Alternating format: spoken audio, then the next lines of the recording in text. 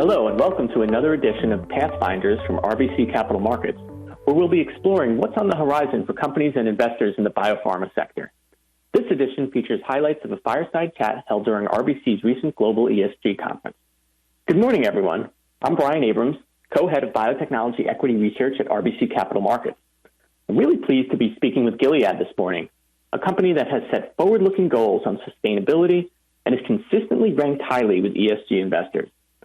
As you may know, Gilead has had a long-standing commitment to underprivileged communities and diversity and has been a key part of the world's response to the COVID-19 pandemic, contributing to key public health initiatives. From Gilead, we have their full team of ESG leads involved in shaping their ESG strategy here with us today. Brett Pletcher, Executive Vice President of Corporate Affairs and General Counsel, Korab Zuka, Vice President of Public Affairs, and Joydeep Ganguly, their SVP of Corporate Operations. Thanks so much for joining us. Starting with the big picture, and I'll open all these questions to anyone who'd like to take them, how would you describe Gilead's ESG strategy overall and how it's evolved over the past few years? What are your key priority focus areas? This is Brett Pletcher speaking. Thank you for having us this morning. We appreciate the opportunity to be speaking with you.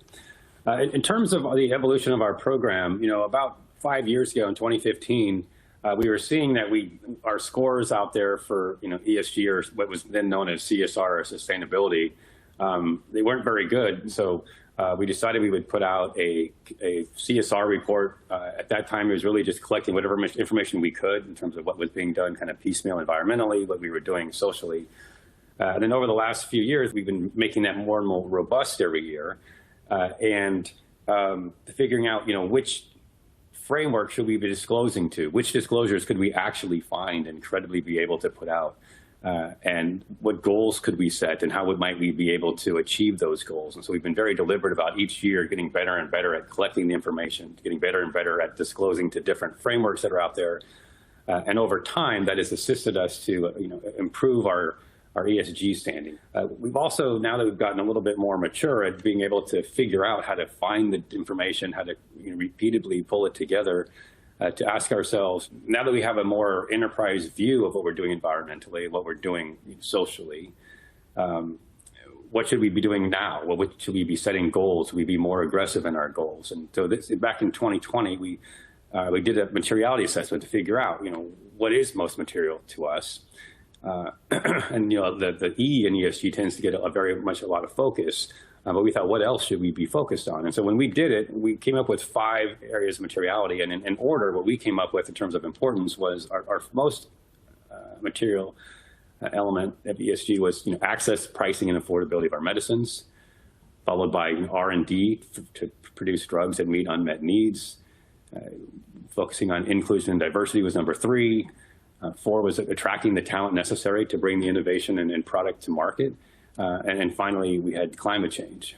And so we've set some goals on the climate side, and we're working on what kind of goals can we set in those other 5 areas so that we can approach this from a more holistic perspective than we have in the past, and to continue to advance the program.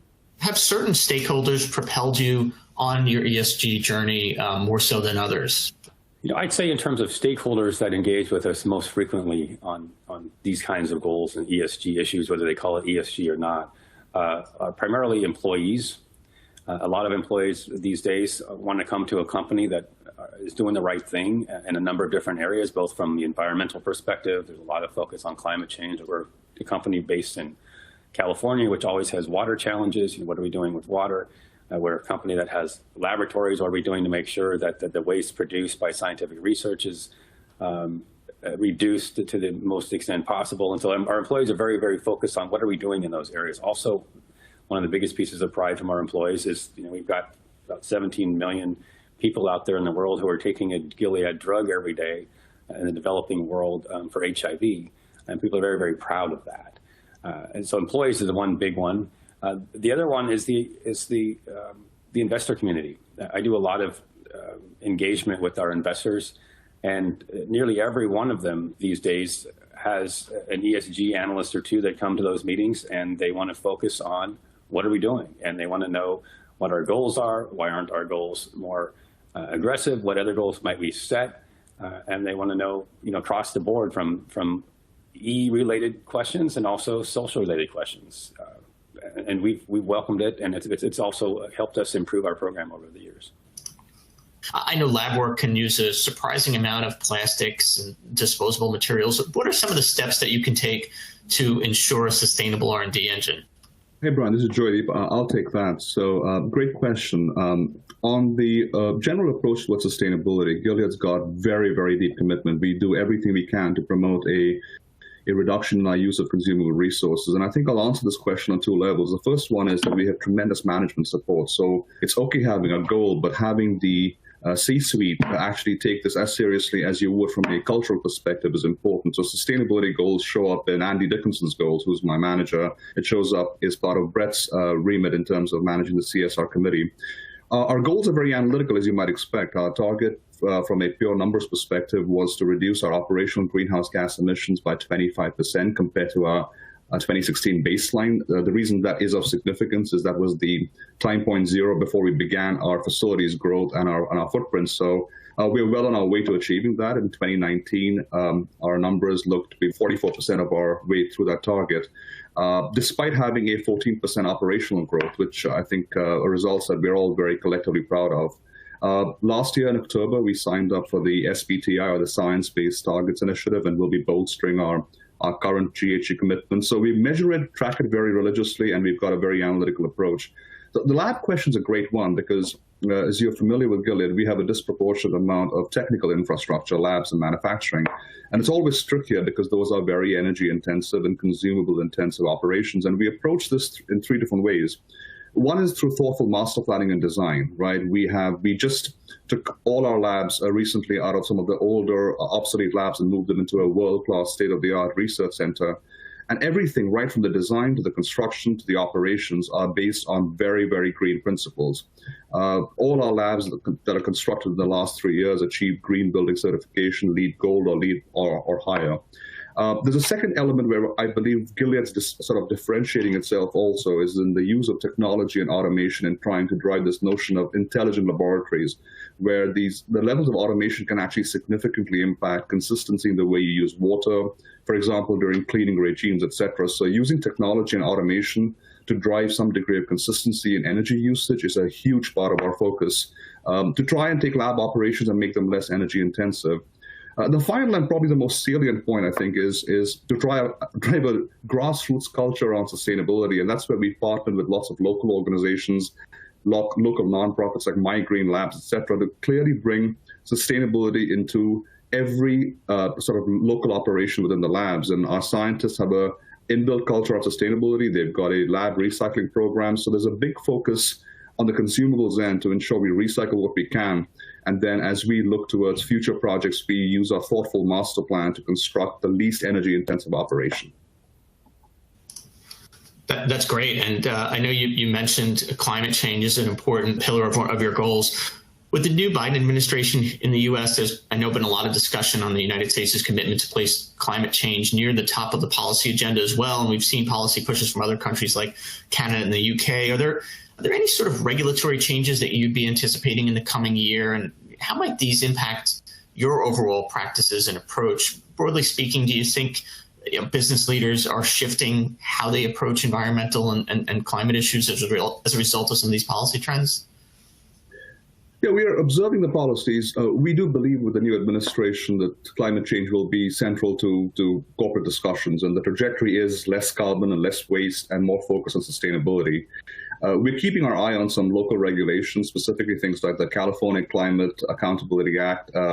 We expect it to have very minimal impact to us, Brian, because we believe that any regulations that do get imposed are well in line with the way we are committing to it. But what I will say in general, you will see a broader industry conversation grounded in some common principles, and it will lead to certain harmonization of the way we report, as Brett alluded to, the way we focus on. And that's only good because you can't do this alone. As a company, we are very reliant on third-party suppliers. You're reliant on third-party providers to also support your efforts. So having a common vernacular, having common standards, having a common ethos towards sustainability is as important as having industry leaders that make a statement about this. So we're energized by it. That's great. And, I know As you mentioned, the employees at Gilead are particularly proud of how many patients you guys serve. And, Gilead obviously focuses on treatments for diseases that can be life-changing for so many people. So there is an implicit societal benefit to what it is you do on a drug development and commercialization basis. So maybe sort of referencing one of the first goals that you mentioned, just given the high-profile nature of drug pricing, how do you guys think about ensuring access and affordability to patients in the developed world, and how might the strategies to maintain fair pricing further evolve as you guys move into new spaces like oncology? Are there learnings from some of the attention received several years ago on drug pricing in the hepatitis C cure space? Sure. Drug pricing is something that we could probably spend the entire conference talking about, and access has a lot of different pieces to it, from the pricing set by the drug company to the copay requirements set by the insurance companies. But when we think about things that we can do with respect to how can patients get access to our medications, particularly in the developed world, there are a number of things that we do. One is we never want a patient to be unable to access their medications because of cost. And so for any patient who is uninsured or has certain levels of income, we have a free drug program where that patient can give us a call and we can provide that drug free of charge. We also have copay assistance programs where if patients can't afford the copays set by their insurance company, we can assist them to some extent. There are some programs that we're not allowed to provide any assistance, so there are charitable foundations out there to which we'll give money, and those foundations, patients will come to them with different diseases and say, I can't afford my medication. Can you help me with my copay? That can help them get their medications as well. And then we do a lot of work because the cost of drug isn't always the biggest barrier to access. A lot of times the biggest barrier to access is someone's access to healthcare in the first place. Do they have a doctor? Are they willing to go see the doctor? They may have a disease like HIV or HCV, or they might be concerned about acquiring HIV and need something to help prevent them getting the disease. And there's a tremendous amount of stigma, and so they won't go see the doctor. So what can we do to make sure that people actually will go see the doctor in the first place and actually have the opportunity to even try to get the drug in the first place? So those are a number of facets that we're working on to ensure people have access. Would you be able to provide some more detail on Gilead's hiring and diversity practices? And I guess I'm curious how you ensure adequate representation of women and minorities, both in research roles as well as in management. And just, I guess, given the bottleneck at the PhD level of minorities and women and minorities in STEM more broadly, what strategies does Gilead use to identify and hire the broadest range of candidates?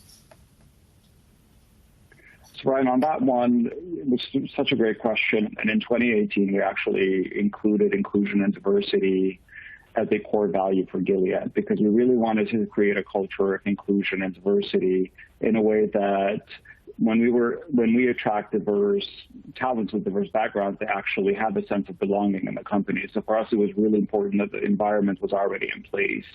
In terms of the specific tactics, we really created inclusion and diversity action plans for the company, which includes the establishing the goal of doubling Black representation by 2025, which is really coupled with investing and expanding internal and external talent pipelines. We also, in 2021, which is this year, we essentially expanded the number of interns that we were accepting at Gilead to 100 R&D interns. We've also invested significantly in partnerships with several historically Black colleges and universities and Hispanic-serving institutions, really in an effort to further expand access to diverse talent. And then in 2020, we also launched the Advancing Black Leadership Strategy and Blueprint for Change. These are programs that are within Gilead, but they're dedicated to allowing specific budgets aimed at increasing Black and Hispanic hiring, development, and retention. And we believe that these strategies are really going to enable us to meet our target, which we disclosed last year. Great. And maybe before we wrap up, maybe just a couple of more questions I wanted to touch upon.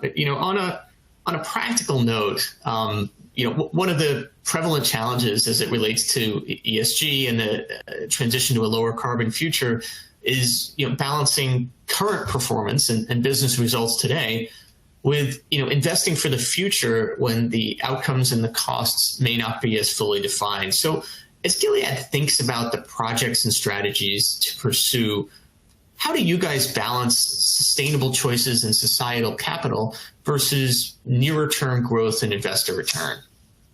Our board is acutely aware that, of the contribution that ESG efforts make to Gilead's overall success. And we actually, and it's a point I can't make strongly enough, that we actually see this as a certain degree of causality, that companies that do invest in ESG are actually companies that do well. And from our perspective, we do see a very strong link between just a ESG ethos and our results.